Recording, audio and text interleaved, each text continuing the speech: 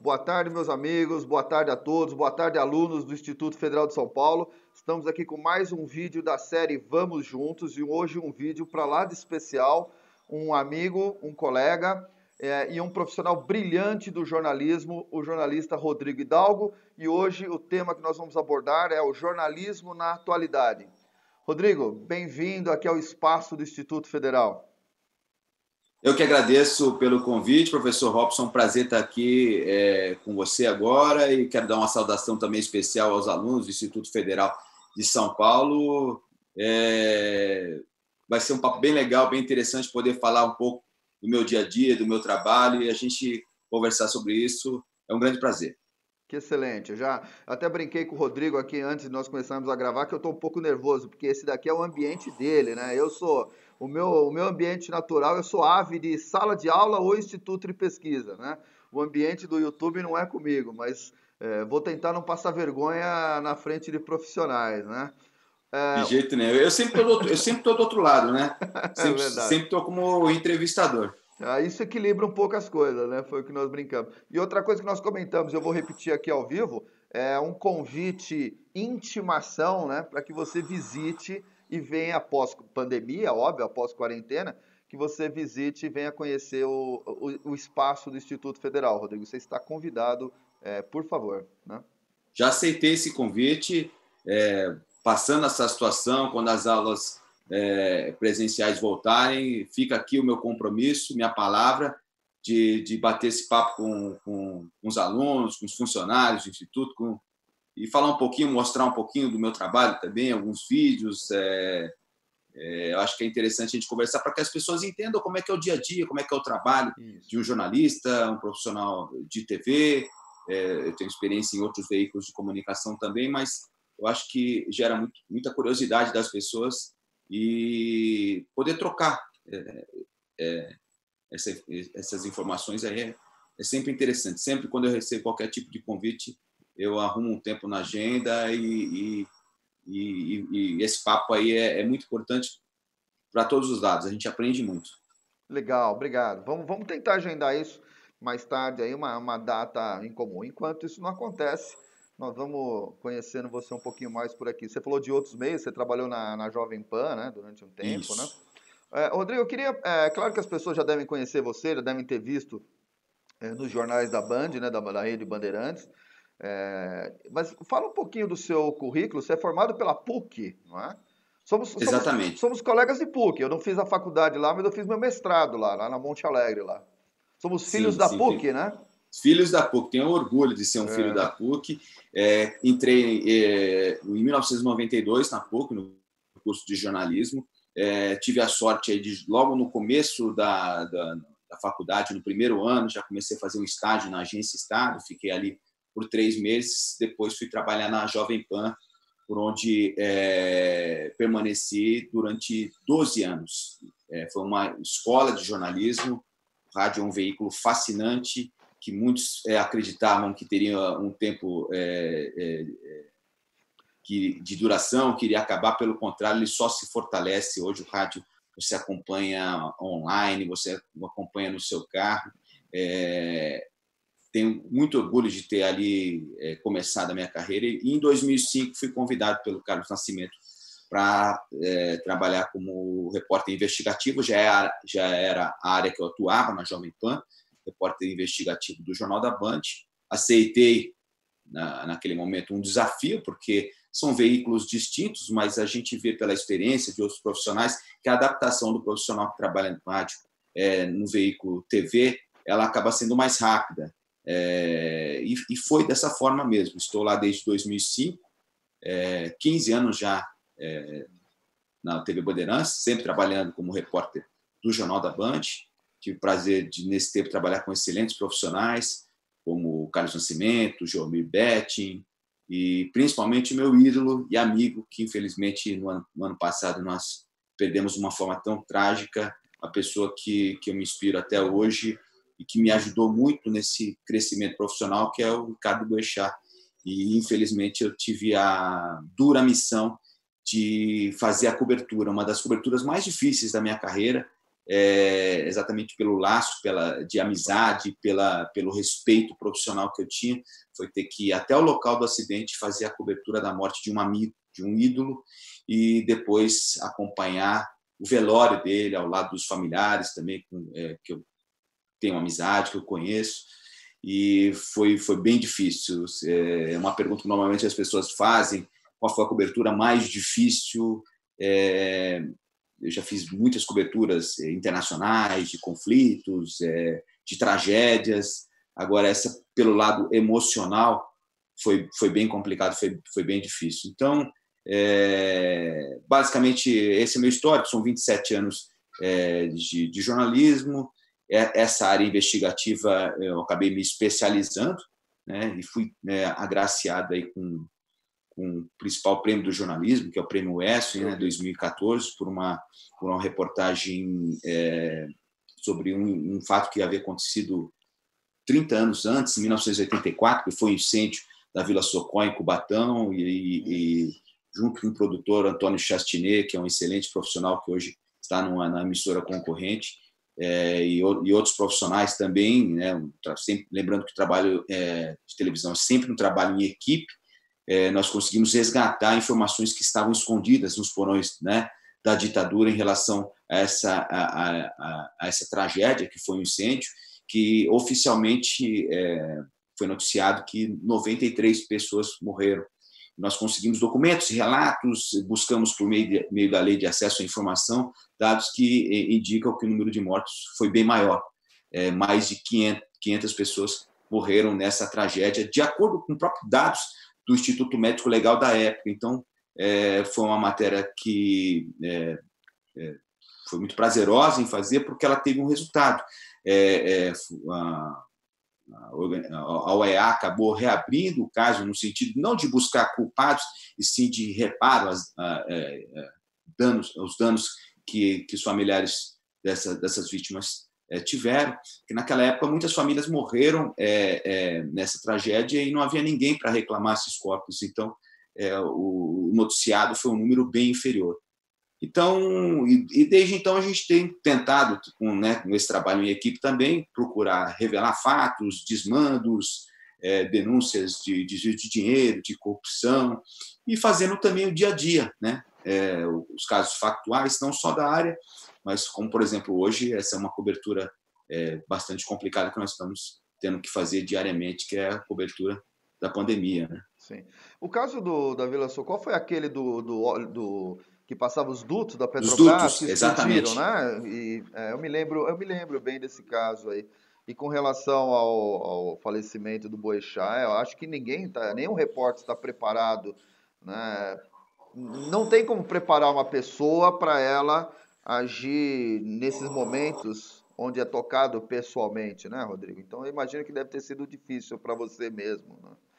Foi bem difícil, professor, porque eu estava voltando de uma cobertura difícil, que foi a tragédia em Brumadinho, em Minas Gerais. Uau. Quer dizer, foram dias complicados, né?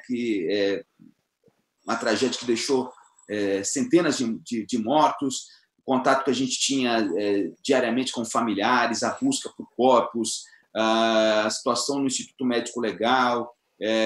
Eu voltei, peguei um dia de folga, e no dia que eu voltei a trabalhar na Bandeirantes, chegando na emissora, eu já recebi um telefonema pedindo para que eu me deslocasse para um local de um acidente aéreo. Eu já estava ouvindo no rádio que havia caído um helicóptero na região aqui próxima a São Paulo, mas não tinha a mínima ideia de que lá dentro estava um grande amigo. Logo, eles já me informaram, né, que a probabilidade dele ter sobrevivido era muito pequena, e isso já me abalou ao extremo. Mas tive que ir lá, tive que ir correndo trabalhar. Então, quer dizer, essa dificuldade ainda foi maior por eu ter tido nos dias anteriores, porque por mais que as pessoas imaginem, a gente, né, do profissionalismo do jornalista, de procurar não se envolver, mas esse tipo de cobertura, né? É inevitável que você fica tocado quando você entrevista um familiar, quando você vê que muitas pessoas perderam a vida ali. uma tragédia como essa, você volta, assim, o lado psicológico abala, que ali, no momento, você tem que ser profissional e relatar os fatos, aquilo que você está observando, mas você acaba sentindo, né? Tocado, né? Teve um resultado das investigações, a causa do acidente, Rodrigo? Você teve alguma informação sobre isso? Foi falha mecânica, meteorológica? Não teve resultado? Cinepa, talvez? Não, ainda não. Isso a gente acompanha esse caso do acidente, ainda não há o resultado, ainda não foi divulgado o laudo do CENIPA. A polícia tem um inquérito, a Polícia Civil investiga o caso também, a família do Ricardo Boechat acompanha, nós também, como jornalista investigativo, nós acompanhamos também toda a equipe da Band, mas ainda esse tipo de acidente, de tragédia, existe um trabalho que ele demora um pouco mais, é necessário uma conclusão um resultado de vários laudos periciais, e o trabalho é muito sério por parte da aeronáutica, mas até pelo tempo, já que foi em fevereiro de 2019, temos aí mais de um ano, quase um ano e meio. Um ano e meio. E eu acho que está próximo de ter um resultado, e a gente vai acompanhar isso com certeza. Deixa eu perguntar uma coisa, Rodrigo, como é que você separa, né? Por exemplo, nós, professores, a gente costuma dizer, quando a gente entra na sala de aula e fecha a porta, os problemas particulares ficam do lado de fora, né? É muito comum ouvir esse discurso, e isso acontece comigo. Mas como é que você, que é um repórter que lida com esses fatos tão terríveis, né? Essa proximidade com tragédias, como é que você separa isso da sua vida pessoal? Como é que isso não afeta a sua vida pessoal? Como é que você protege sua família dessas notícias? Como é que isso... Eu tenho 2 filhos pequenos, um de 5 e outro de 10 anos. E aí eu procuro centrar, né, nas atividades com eles. Meu filho mais velho é um adepto, um apaixonado por esporte, por futebol, joga, eu acompanho nos jogos. Tento em casa concentrar as minhas atividades com os meus filhos, com minha esposa. A gente procura não... Continuo ligado, porque o jornalista você tem que estar sempre informado, né? Mas agora, acompanhar o que está acontecendo nos momentos que você não está ali efetivamente trabalhando. Eu brinco, e é verdade, jornalista você é 24 horas, né? Então você tem que estar atento, tem que estar sabendo tudo o que está acontecendo. Mas procuro não incluí-los muito nisso, porque eles não têm, obviamente, idade para isso. Claro. E aí esse tempo eu consigo, né? Depois de um tempo de profissão, você consegue se adequar e ter esse tempo de dedicação para a família, porque nossa vida realmente é muito corrida, muito atribulada. Você, quando não está efetivamente em campo, você está em contato com fontes, você está recebendo informações a todo momento, ainda mais agora com WhatsApp, é tudo muito instantâneo, você recebe informação a todo momento que está acontecendo. Mas essa administração eu acho que eu consigo fazer bem em casa e não misturar muito as coisas, para que eles, né, não haja esse tipo de influência, né, para os meus filhos. Eu consigo isso meio que às vezes dar uma desligada em relação a essas coberturas difíceis que eu acabo fazendo. São coberturas áridas, complicadas. Eu dificilmente levo uma informação mais amena, mais leve, né, para o telespectador. Foi a área que eu me especializei.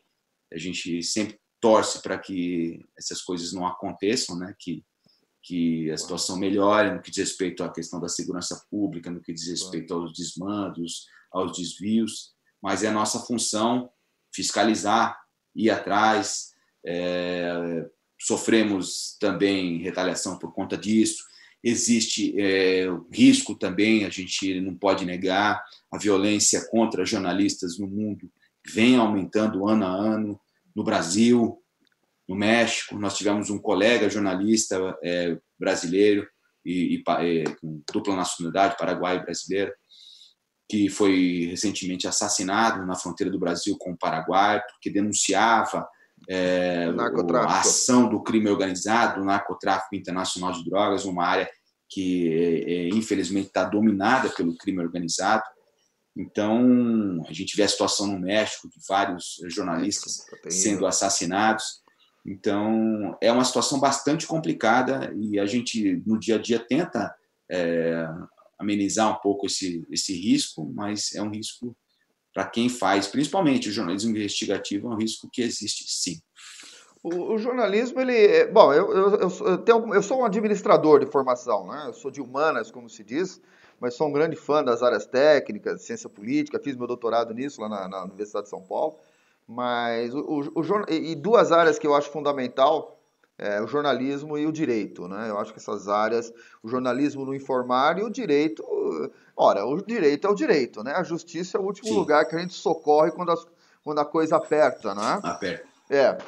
E como é que você vê, como é que você entende o papel do jornalista? Deixa eu ampliar um pouquinho essa pergunta, né? Nós temos algumas correntes de jornalismos, o jornalismo dito mais, não, sou isento o máximo possível, transmito informação, e você tem uma corrente de jornalismo mais engajado, agente crítico, do jornalista como agente transformador, né? Essa conversa nós tínhamos, inclusive, lá na PUC, é uma conversa bastante presente, né? Imagino que você deve ter passado.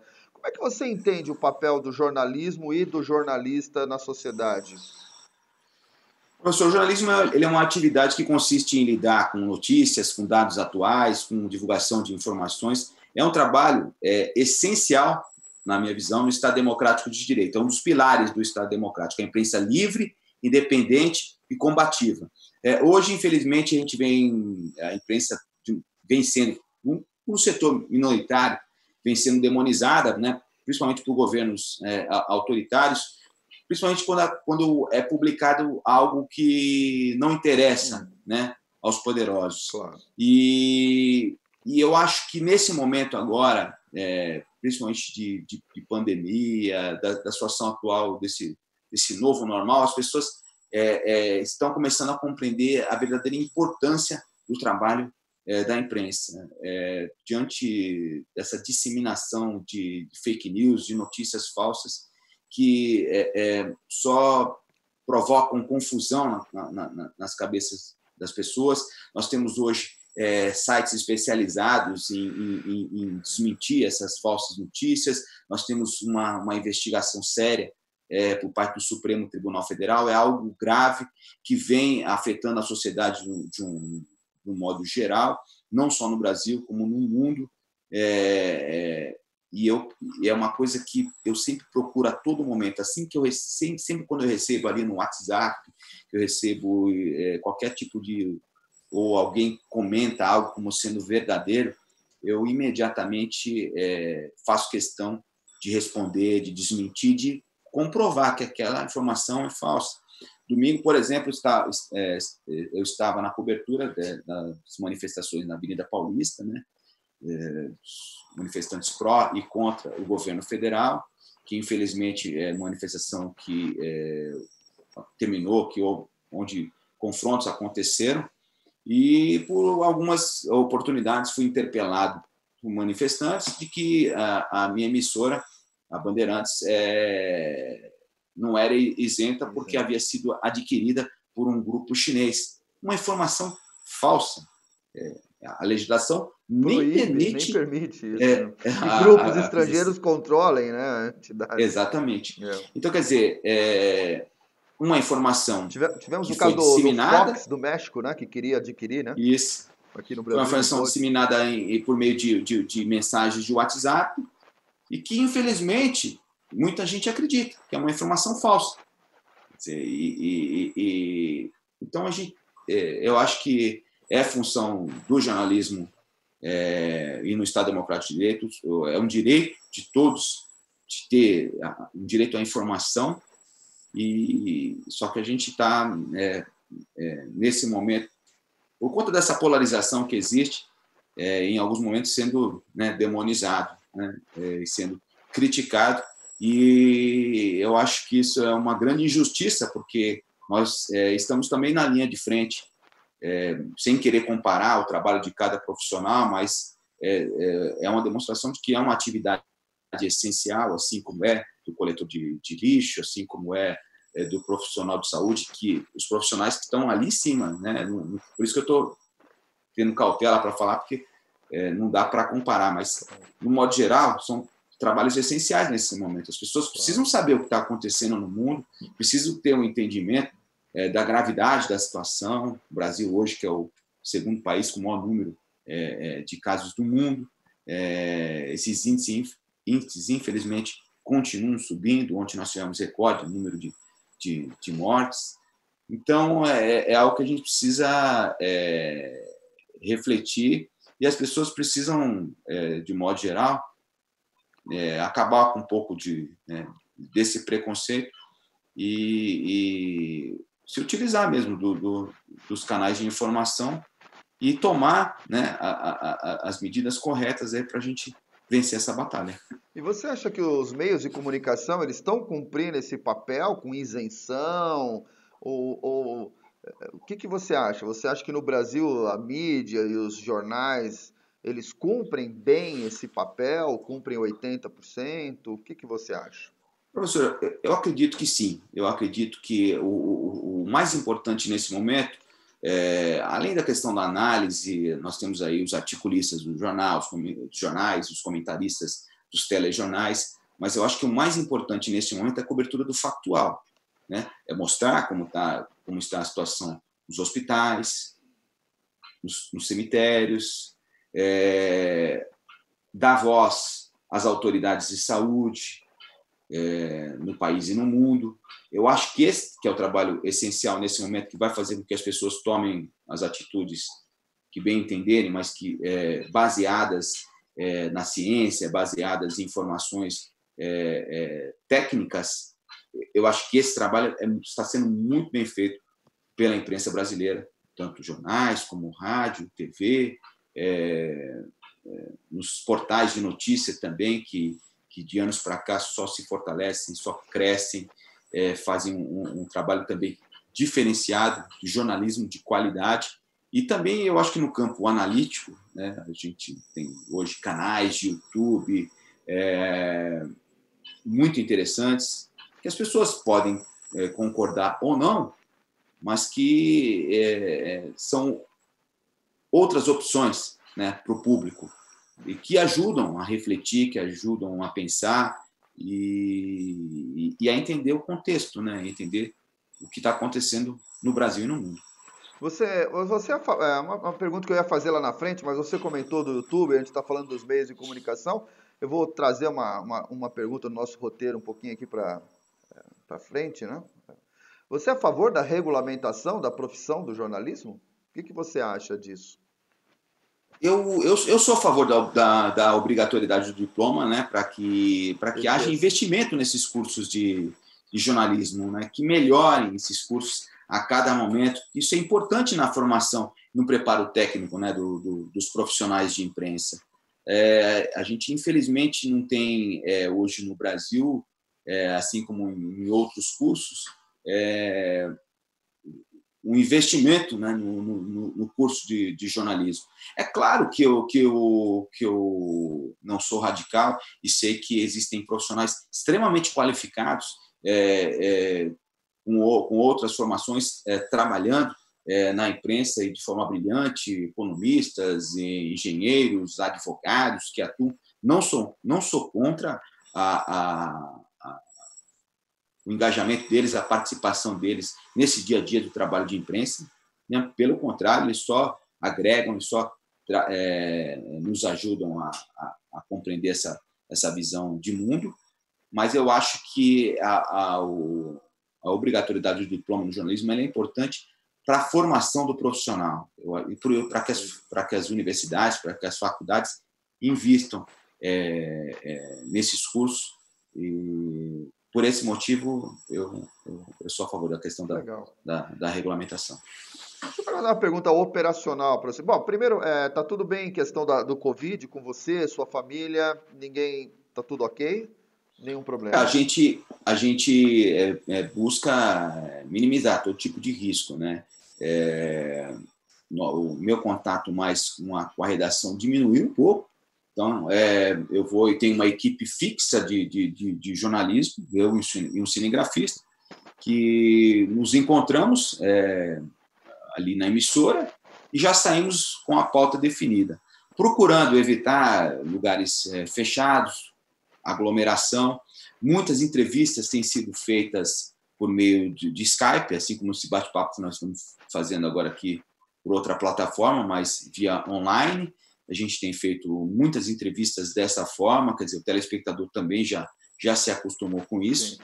E a gente, e tomando todo tipo de precaução, lavando as mãos a todo momento, o uso de álcool gel, a máscara virou um item obrigatório e realmente deveria ser na televisão, exceto os apresentadores que estão ali no estúdio, que não usam só naquele momento, né, do jornal. Todos os demais profissionais, no caso agora falando da emissora, mas isso acontece também nas demais, utilizando máscara a todo momento o afastamento também de alguns profissionais que estão no grupo de risco, que isso aconteceu logo no início e, felizmente, né, no caso da TV Bandeirantes, a situação está sob controle. Que ótimo. No grupo, de um modo geral, está sob controle, mas a gente, no dia a dia, toma todo tipo de cautela, todo tipo de cuidado, porque, como você está vendo, eu saio para a rua para trabalhar e volto para casa. Excelente. Você quer saber mais como é que é o dia a dia dentro das redações, dentro das equipes de jornalismo? Vamos ver um pouquinho dos bastidores? Nós vamos encerrar a primeira parte agora e vamos continuar na segunda parte desse bate-papo com o jornalista Rodrigo Hidalgo.